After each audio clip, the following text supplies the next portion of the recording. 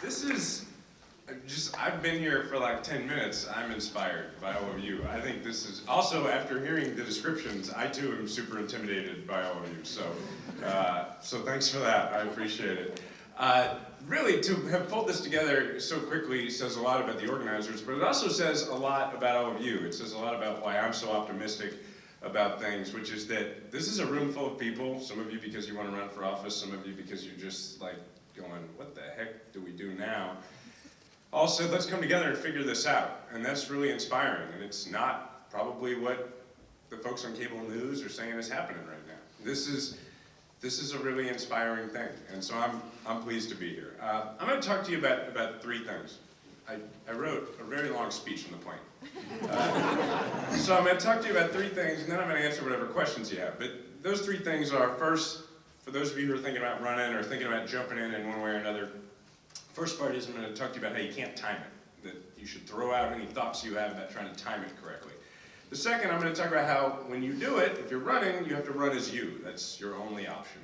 And the third, I'm going to tell you, I know that sounds, for those of you who have run, you would know there are a lot of consultants that believe otherwise. And you'll see what I mean in a minute. But the third is, I'm going to just tell you why I'm optimistic about things. And then I'm going to answer any questions you have. So first, let's start with how you can't time it. So my son, his name is True. He was born in September of 2013. I took office as Secretary of State in January of 2013. So you can kind of tell, based on that schedule, that we had this idea that perhaps we had timed starting a family just right. We thought, all right, now we're starting this new job. We know we're going to live the next 4 years, and it's been wonderful. It's full of joy. Raise your hand if you have kids. Okay, so you know it's also super hard, right? So I'm going to tell you a quick story about the very first night that we brought True home from the hospital. So, you know, the first couple nights, it's like parenting on training wheels because the nurses are there, and so you think you're parenting, but then the first night home, you find out, no, you weren't parenting at all before. So, and my wife gave birth 2 days before this, so she understandably was super tired. I'm super tired for no good reason at all. And you know, we've had that experience of like he's in the back seat and I'm driving, and it's like I've been in vehicles and convoys in Afghanistan, but this is like the most intense I've ever been. And so we get home and I'm trying to get him to sleep that night, and he was not having it. Like he was not going to sleep. And he's in this little like car seat thing that's rounded at the bottom, and they said, you know, just rock the car seat and he'll fall asleep. So I'm doing that. I'm doing that till 3 in the morning, and it's like there's a siren going off in my ear. He will not fall asleep. And you know, before we had kids, people would always say to me, they'd say, you know, you're never gonna get any sleep, and you're gonna have to focus when you don't have sleep. And I remember thinking, you know, I was in the Army. Like I've got a lot of sleep deprivation experience. So I'm rocking this car seat thing, and True is not falling asleep. And then I remember this moment where I laid down on my back and I looked up at the ceiling, and I said something dumb like, I just can't. And my wife walks over and she looks down at me. Her name's Diana. And Diana looks at me and she goes, what do you mean you can't? And I was like, I just can't. And he's screaming. And she's like, and she points to the bed. She's like, go to sleep. And I'm like, no. She's like, no, you're useless to me right now. Go to sleep. So I crawl under the covers and I fall asleep. And she obviously takes over. So I wake up 2 hours later, and it's dark in the room, but I take a second and my eyes adjust, and I look across the room and I see Diana rocking True in it's called a glider. It's a fancy word for a rocking chair. And he's sleeping, and she's rocking in the dark. And I just whisper, I say, have you been awake the whole time? And she's like, yes. And I'm like, how have you done this? And she says, I don't know, but weren't you trained for this stuff or something? She actually used a very technical Army term for stuff. But there's a camera, so. Anyway, so the point of that story was we really thought we had timed it, and it was still super hard. And it's still one of the most meaningful things in my life. So for me, the point of that story is whether it's starting a family or running for office or doing whatever the thing is that you care about most, you can't time it. That's not a thing you can do. And the sooner you figure that out, because probably a lot of you, like Robbie was saying, have been thinking about maybe one day maybe one day I'll do this, or this is what I want to do one day, and I'm just waiting for the right time. I'm trying to schedule it around a very ambitious civilian career and whatever you're doing. You don't have that option, really. I mean, particularly now.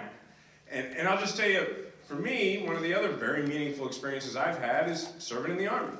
And for me, growing up, I really admired the military. I looked up to my grandfather, who had decided to serve in World War II, and I never met my great-grandfather, but I admired him a lot, because he had done the same thing with World War I.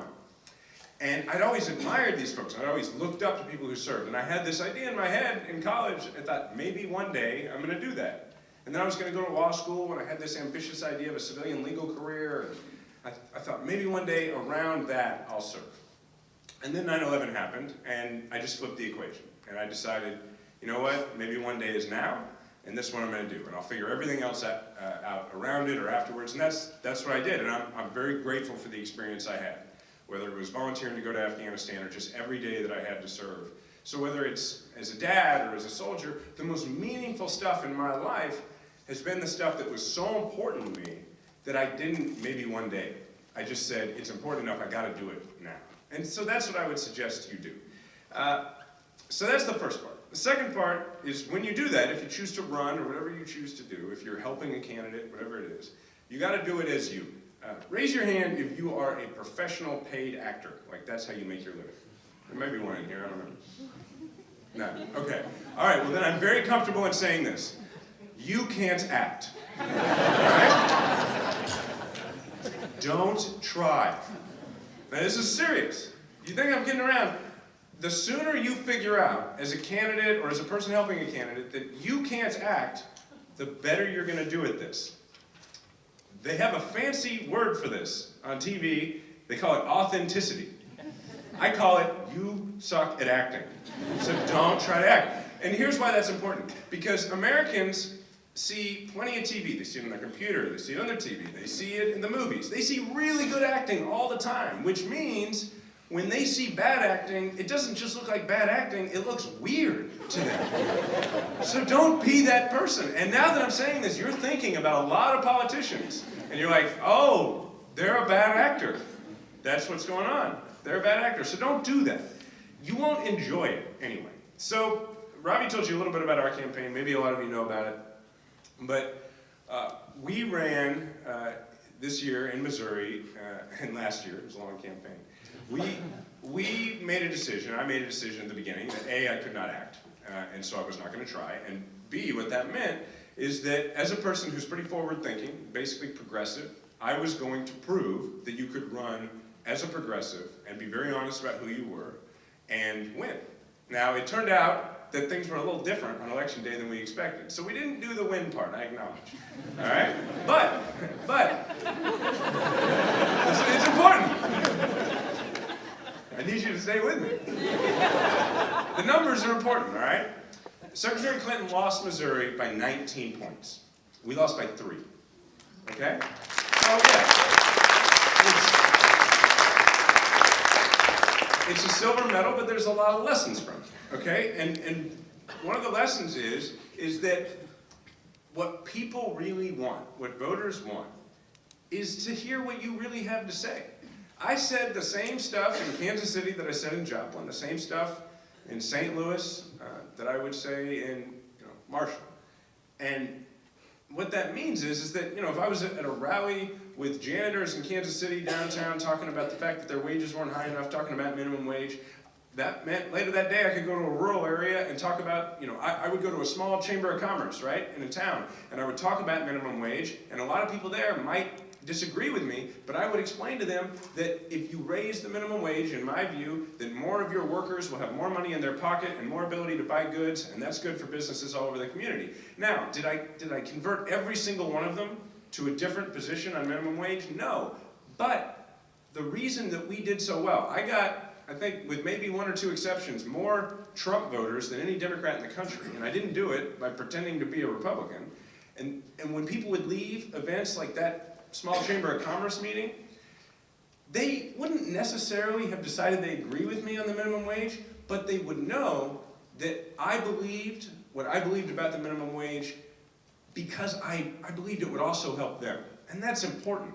It is important that people know what you believe, and it's important that they know that they are a part of your plans.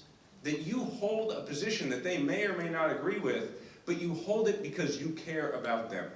And that is not about one demographic or another. You don't have to slice it all up. If you run on what you believe in, and you're honest with people, then you will learn the real secret to politics, which is actually really simple and really similar to the secret to adulthood, which is that if you're real with people, they'll reward you for it.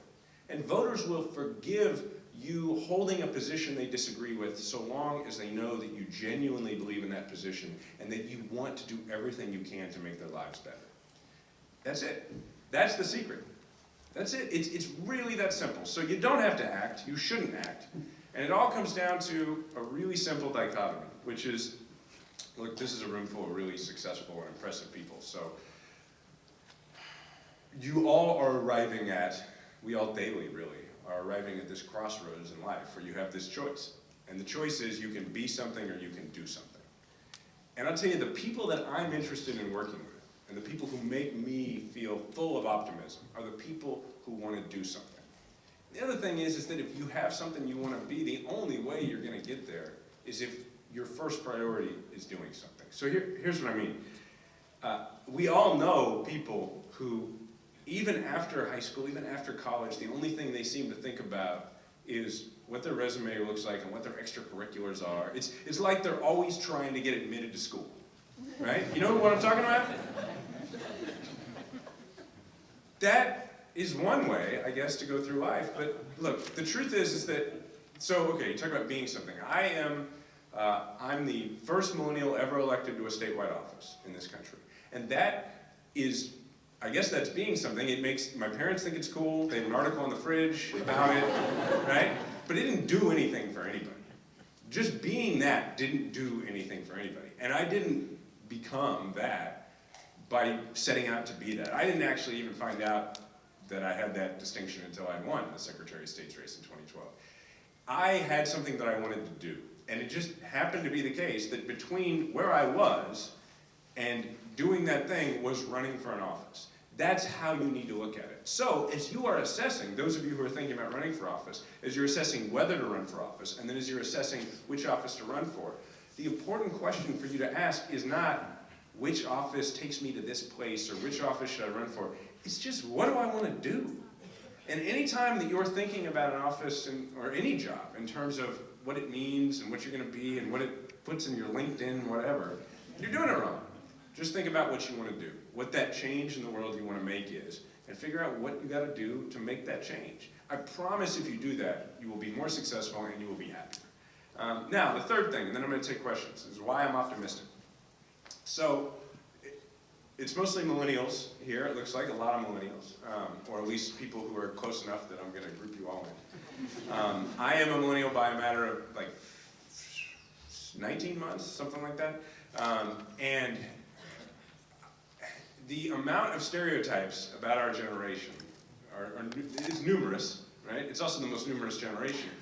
And the reason that I'm talking about this is, I think that the next few elections, the next several, are really going to be about a pretty central question, which is whether or not there's promise in this generation. That's really the argument that we're having, is whether or not this generation holds promise, or whether or not it's sort of just a matter of these kids today, right? So, just shout them out. What are some of the stereotypes you hear about the millennial generation? Entitled, what else? Lazy, okay. What was that one? Click, I never heard it put as an ism, but clicks. All right, cool. I learned something. Another one. Go ahead. Narcissistic.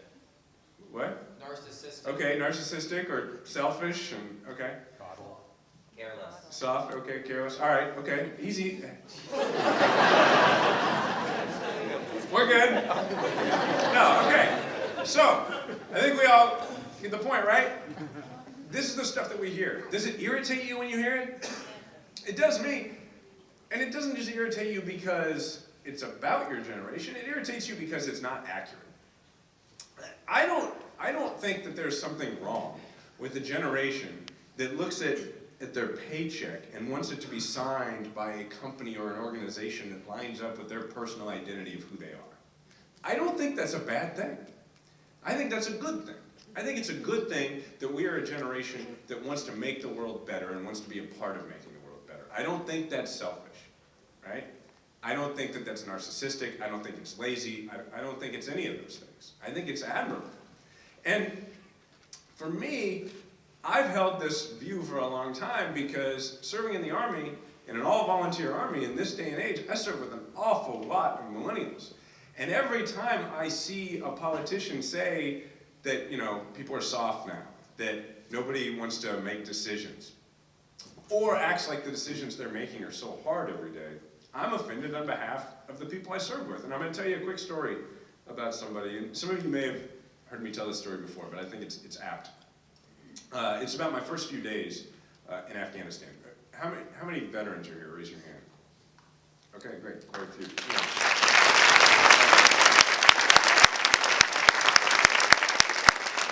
These folks who raise their hand, they know that when you go through training, one of the things that happens is people tell you, when you get overseas, you're going to have the good stuff. And it doesn't always work out that way.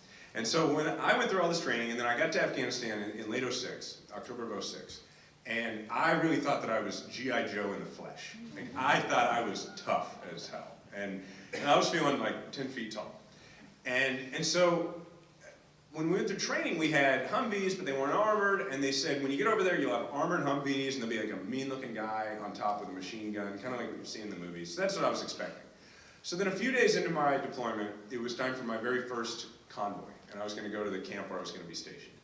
And I had what I was expecting, and what pulled up was not that. What pulled up were some unarmored SUVs, mid-size unarmored SUVs, like what many of you drive around, with nobody up on top with a machine gun, soft shell, no armor, and I suddenly did not feel even remotely tough. I felt completely the opposite of tough. And then I started to get queasy. And then in addition to being physically scared, I became scared that I might end up getting sick and being known as the guy throughout my deployment who threw up on everybody on his first couple of days. Go home, take excursions if you're not going to go home. Thank you all very much.